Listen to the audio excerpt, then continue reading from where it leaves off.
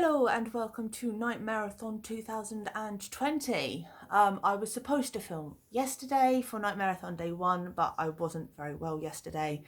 Mental health stuff happened and I didn't get to filming. So this is day 1 and day 2 kind of combined. To be fair, I didn't do a lot of reading yesterday because brain... I don't know how to put into words what happens in my head when I'm not well mentally, but it wasn't a good day. Let's just put it like that. So, today is a new day. I did start yesterday. I'm currently reading this one, which is Tales of the Peculiar by Ransom Riggs. This is short stories, so it's my book for the prompt to read a short story collection. I haven't actually read any short story collections, I don't think, previously. Not as far as I know. That I can remember. So this is like my first short story kind of experience, really, and I'm actually really liking it so far. I thought I was going to not enjoy it because I find the reason I don't read short stories usually is because they're not in depth enough for what I enjoy. I don't feel they have enough time to let the plot develop. However, these are individual tales of individual peculiar people.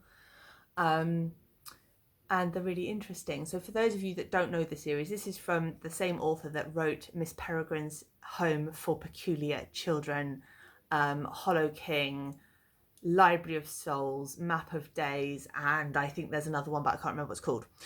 Something to do with the birds. So yes, he's written quite a few books.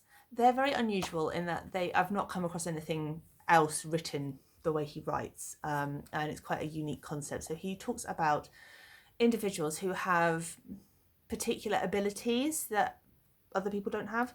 So for example, they might be able to turn themselves into a bird. They might be able to eat with a mouth that's in the back of their head. They may be able to turn invisible.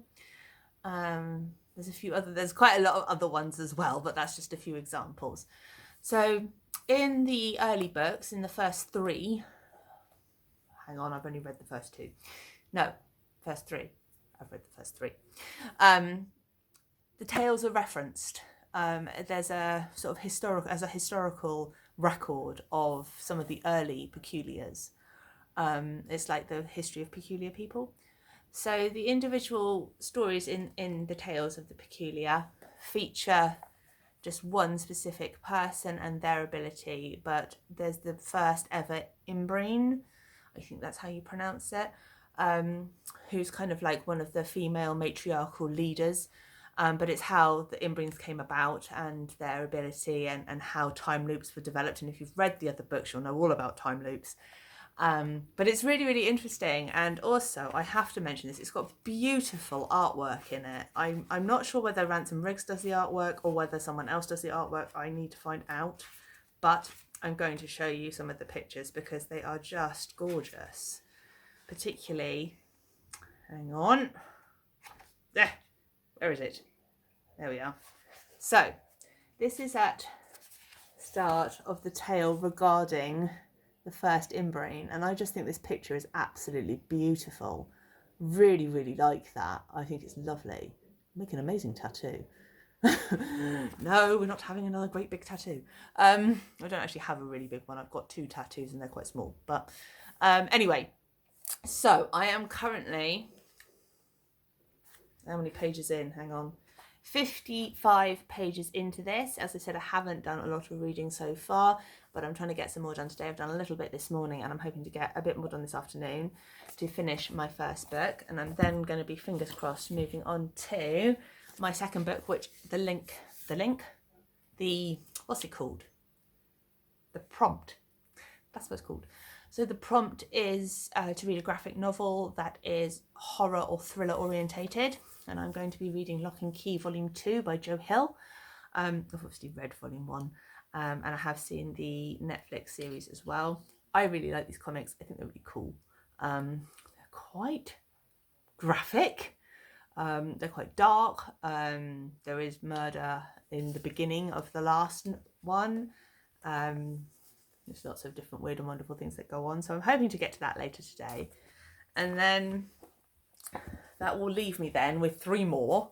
If I manage to read all of these, I am going to drop dead with shock, probably. I don't think I'm going to get through everything. But this is the other 3 novels. You would have seen me mention these on my TBR. I very much doubt I'm going to get this one read because it's the biggest of the lot, but we'll see where we get to. I really want to read My Sister, the Serial Killer, because it's been sat on my TBR for absolutely ages and I've been meaning to read it for a long time. So seems like a perfect opportunity since I needed a book by a person of colour in the horror/thriller genre, so it fits that nicely. So hopefully we can get to that. But that's how we're going so far. As you will know, if you followed me last year, I have done this readathon before. I actually started sort of booktube around Nightmareathon last year. It was the first readathon I'd ever done. I have done a couple since, but I love this one because it's spooky season and it's spooky books and thrillers, horrors, paranormal activities, ghosts, all of that is so up my alley. So this is great for me. I love it. So I'm going to crack on and read some more of this afternoon, try and get this finished. I think I've probably got 5 more stories to read in here. So let's have a look, shall we? I'll tell you what the individual stories are about because you might like to know. So we have read The Splendid Cannibals and The Forked Tongue Princess and The First Inbrain. I really liked all 3 of them, particularly The Forked Tongue Princess. That was really, really good. So I have 1, 2, 3, 4, 5, 6, 7, 8 more to go. 8 more to go, just checking there weren't more on the next page. So that's going to keep me busy this afternoon. Also hoping to bake a cake this afternoon, so could be interesting. And I just thought I'd share with you I don't know if you can see them. These are my Halloween nails, which my camera doesn't want to pick up. Hang on. Can you see them? They are obviously orange and black. Now they kind of look like pumpkin faces on here, but they're not. They're actually spiders. So we've got individual spiders on each nail. Like that one, which the focus is terrible, but you can see what I'm trying to get at, hopefully. So I have Halloween nails, which I just thought I'd share with you because, well, why not? It's spooky season and Halloween's in not very long, the weekend. Obviously this year is a little bit different with, I live in Wales, as most of you probably know. We're currently in lockdown. So I'm not going to be able to do very many things for Halloween that I would normally do this year, but I am planning to hopefully do some things around the house at home with my partner. We're thinking of making like a Halloween meal, something a bit special, maybe make a pumpkin pie. I know that's normally more associated with Thanksgiving in America, but we don't have Thanksgiving over here, and pumpkin pie is, for me, associated with Halloween.